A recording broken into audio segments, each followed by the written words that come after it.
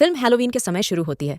यहाँ हम एक आदमी को देखते हैं जो डरा हुआ था और जेस्टर उसका पीछा कर रहा था। इस समय जेस्टर नारंगी रंग के कपड़े पहने हुए था और उसके सिर पर हमेशा टोपी रहती थी। वह बहुत ही बुरा और खतरनाक किस्म का जोकर है। वह अपनी जादुई करतब दिखाकर लोगों को प्रभावित और आश्चर्यचकित कर देता है। वह लोगों को डराता भी है और सबसे खतरनाक बात यह है कि यही तरकीबें लोगों को बेरहमी से मार देती हैं। वैसे भी उन्हें गुस्सा बहुत आता है।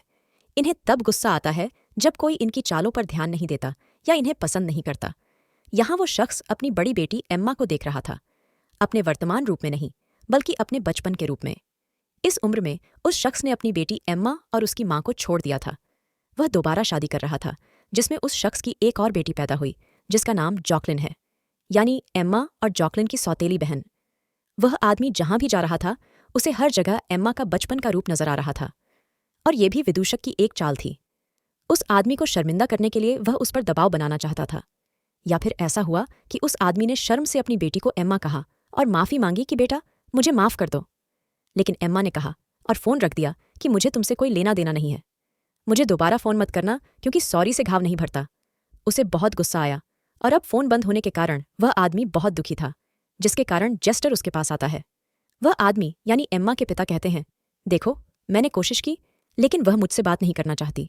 यानी कि शख्स ये सब जेस्टर के दबाव में कर रहा था और अब वह इसमें सफल नहीं हो सके। इसीलिए जेस्टर यहाँ अपने जादू के लिए आता है। अपनी पागलपन भरी हरकतें करके उसने एम्मा के पिता को मरवा दिया। जैसे ही उसने अपनी टाई कसी, रस्सी उसके पिता के गले में कस गई। फिर उसने टाई खींची जिससे रस्सी भी खींच गई और एम्मा के पिता की अचानक मृत्यु हो गई। ऐसा होते ही जेस्टर उसे पानी में गिरा देता है। अगले दिन एम्मा के पिता का अंतिम संस्कार किया गया। एम्मा खुद यहाँ आई थीं, उनकी छोटी बहन जॉकलिन और उनकी सहेलियां भी वहां थीं। एम्मा यहाँ जॉकलिन से बात नहीं करती क्योंकि वह उसे पसंद नहीं करती थी। एम्मा अपने पिता की मृत्यु से खुश थी। वह अपनी माँ को फोन करती है और उसे इसके बारे में बताती है। वह कहने लगी कि अच्छा था, इसके लायक थी, मर गई और इस तरह हमारे साथ न्याय हुआ। लेकिन जॉकलिन बहुत दुखी थी। अब सभी लोग अंतिम संस्कार से जा चुके थे, लेकिन एम्मा ने ऐसा नहीं किया। वह अपनी माँ से फोन पर बात कर रही थी। तभी वह देखती है कि एक जोकर जैसा आदमी उसके पिता के ताबूत के पास नाच रहा है। वह कोई और नहीं, जेस्टर ही था, जो वहां से अचानक गायब हो गया। लेकिन असल में वह वहीं छिपा हुआ था। वह एम्मा को जाते हुए देख रहा था। थोड़ी देर बाद कब्रिस्तान की रखवाली कर रहे दो आदमी वहां आए। वे जेस्टर को वहां से निकालने की कोशिश करते हैं, लेकिन वह उनके साथ खेलने लगा। कभी वह गायब हो जा रहा था तो कभी वापस आ जाता था। यह देखकर दोनों व्यक्ति बहुत परेशान हुए। उनमें से एक ने पुलिस को बुला लिया। इसी बीच जेस्टर ने दूसरे आदमी को धक्का देकर गिरा दिया, जिससे उसका सिर सीधा जाकर पत्थर से जा टकराया। वह गंभीर रूप से घायल हो गया, जिससे उसकी मौके पर ही मौत हो गई। जेस्टर ने अपनी खतरनाक जादुई चाल से ऐसा किया। उसे बहुत मजा आ रहा था। दूसरा आदमी देखता है कि मरे हुए आदमी के जूते भी बंधे हुए थे और जाहिर तौर पर यह भी विदूषक का ही काम था। अब इससे पहले कि वह आदमी पुलिस को कुछ बता पाता, उसकी गली में कुछ होने लगा। अचानक उसे खून की उल्टियां होने लगीं, क्योंकि उसके गले से कुछ न कुछ निकल रहा था। जब वह चीज बाहर आई तो उसे पता चला कि वह पूरा सेब था। अब जाहिर तौर पर यह भी जेस्टर की ही चाल थी। वह सेब को बाहर खींचता है और इस तरह उसका काम भी पूरा हो गया। अब यह बात बड़ी अजीब थी, लेकिन फिर भी जेस्टर ऊब जाता है और अपनी अगली खतरनाक चाल को अंजाम देने के लिए वहां से चला जाता है। रात में एम्मा एक बार में जॉकलिन से मिलने गई। उनकी बातचीत अब भी काफी अच्छे से चल रही थी, लेकिन जैसे ही जॉकलिन अपने पिता का जिक्र करती है, एम्मा क्रोधित हो जाती है। वह जॉकलिन को भी बहुत कुछ बताती है और वहां से जाने लगती है। तो दुख की बात है कि बेचारी जोसलीन भी यहां से जाने लगी। एक आदमी उसे रोकता है और कहता है कि तुम्हारे पिता अच्छे इंसान नहीं थे। मैंने उनके साथ 15 साल तक काम किया है। मुझे पता चला कि उसके पास बहुत सारे रहस्य हैं। उसके बहुत से राक्षस दुष्ट थे। उनमें से एक उसका राक्षस जेस्टर था, जो उससे उल्टा पुल्टा काम करवाता था। जब जेस्टर जा रहा था, एम्मा ने उसे रोका। वह उसके सामने बहुत सारे कार्ड लाता है और उसे एक चुनने के लिए कहता है, लेकिन एम्मा को यह बात पसंद नहीं आई। तो उससे छुटकारा पाने के लिए एम्मा सामने वाले स्टोर में जाती है। जेस्टर भी आगे बढ़ गया। उनकी मुलाकात दो बच्चों से हुई जो भाई थे। बड़े ने ढेर सारी मिठाइयां उठाईं, जबकि छोटे ने ईमानदारी से केवल एक ही लिया। फिर उसने जेस्टर से एक कैंडी मांगी। फिर उसने हवा में जादू किया और एक कैंडी बनाकर बच्चे को दी। यह देखकर बड़े को बुरा लगा। उसने अपने भाई के बैग में हाथ डाला और अपनी कैंडीज वापस लेने लगा, लेकिन बैग से एक हाथ निकला और उसका हाथ पकड़ लिया। और यह हाथ जेस्टर का था, क्योंकि उस वक्त उसका हाथ गायब होकर बैग में चला गया था। यह देखकर दोनों बच्चे बहुत घबरा गए। उन्होंने अपना बैग वहीं फेंक दिया और भाग गए। जब वे घर आए तो जॉकलिन ने टीवी पर एक भूरे रंग की आकृति देखी। उसने कहा कि यह जेस्टर का था। जस्टर बहुत क्रोधित हुआ। जब वह घर आई तो जॉकलिन टीवी पर एक ब्राउनी फिल्म देख रही थी।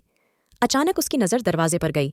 यहाँ उसे एक आदमी की परछाई दिखी जो घर के अंदर झांक रहा था। वह यह भी सोच रही थी कि कोई घर का दरवाज़ा खटखटाता है। जॉकलिन जब डर कर दरवाज़ा खोलती है तो वहाँ उसके दोस्त मौजूद होते हैं जिन्हें वह अंदर बुलाती है। एम्मा वहाँ एक स्टोर में गई, लेकिन यहाँ भी जेस्टर ने उसका पीछा नहीं छोड़ा। वह उसके सामने आया और अजीब हरकतें करने लगा। पहले तो वह ये सब मजाक में कर रहा था, लेकिन कुछ देर बाद मामला गंभीर हो गया। अब जब वह करीब आया तो एम्मा पहचान गई कि यह वही पागल जोकर है जो मेरे पिता के ताबूत के सामने नाच रहा था। उसकी त्योरी चढ़ गई। वह जेस्टर को धक्का देती है, लेकिन बोतल उसके हाथ से गिरकर टूट जाती है। तभी जेस्टर ने तुरंत अपने गिलास का एक टुकड़ा उठाया।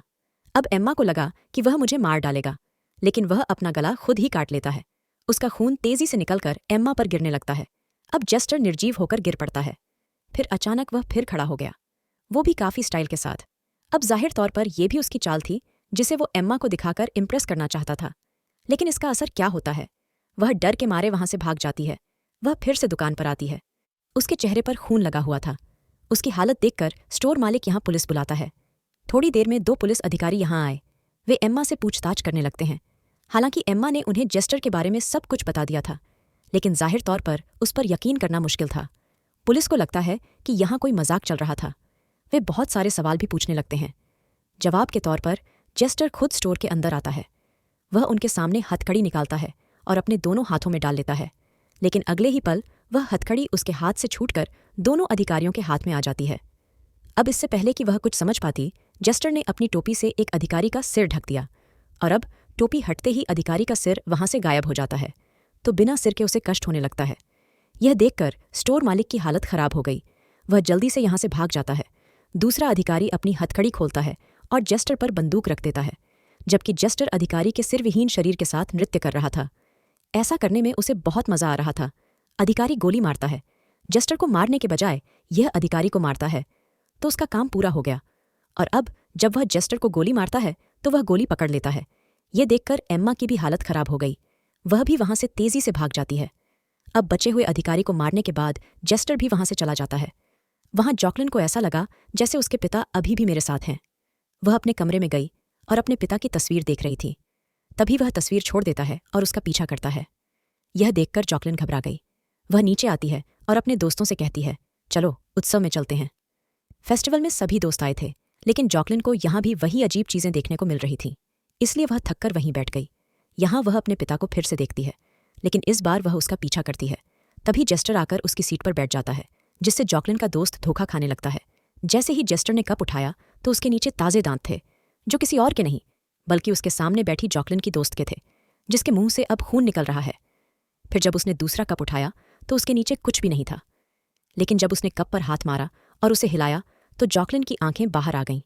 और अब जैसे ही लड़के की नजर गई तो वह दर्द से चिल्लाने लगा, और अब वह इसी अवस्था में इधर उधर भागने लगा।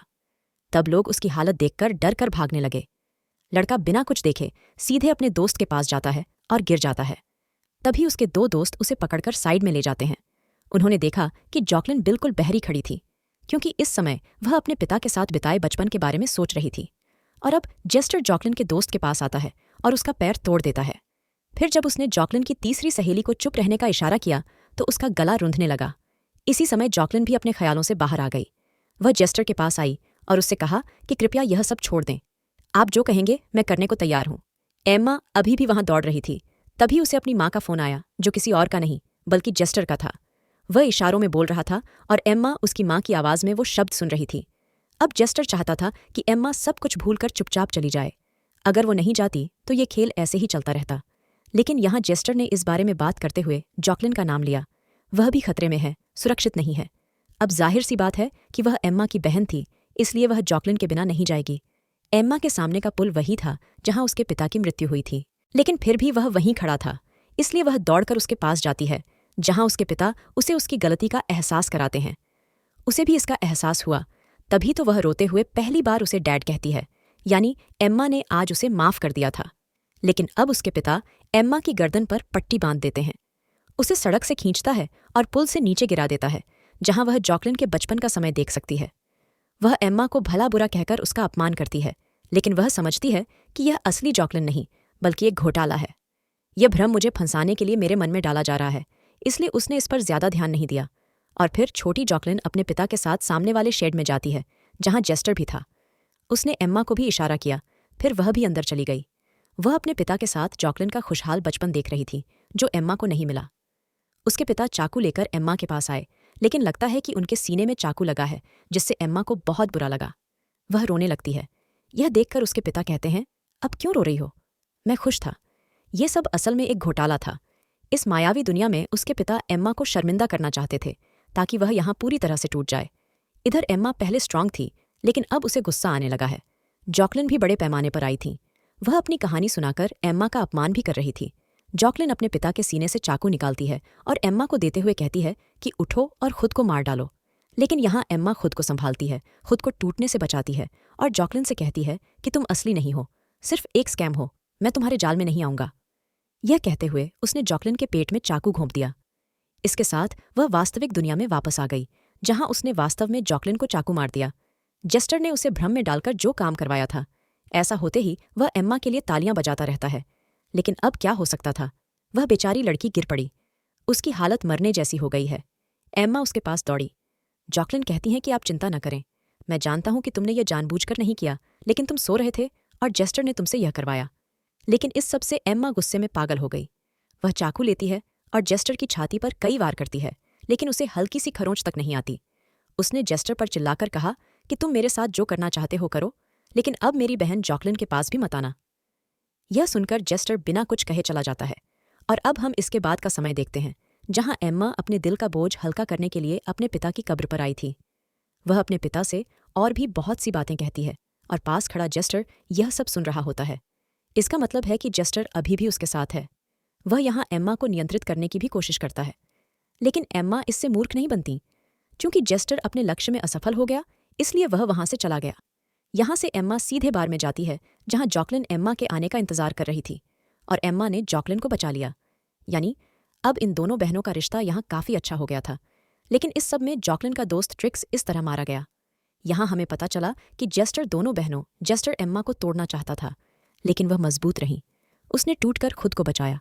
इसलिए उसने न केवल अपने जेस्टर से छुटकारा पाया, बल्कि उसने अपनी बहन को भी बचाया, क्योंकि जेस्टर उसके विरुद्ध मानवीय कमजोरियों का उपयोग करता है और उसे तोड़ देता है। फिर वह उसे मार डालता है, क्योंकि वह एक पागल जोकर है, उसे ऐसा करने में मजा आता है। और इसी सुखद अंत के साथ इस फिल्म की कहानी यहीं खत्म हो जाती है। धन्यवाद।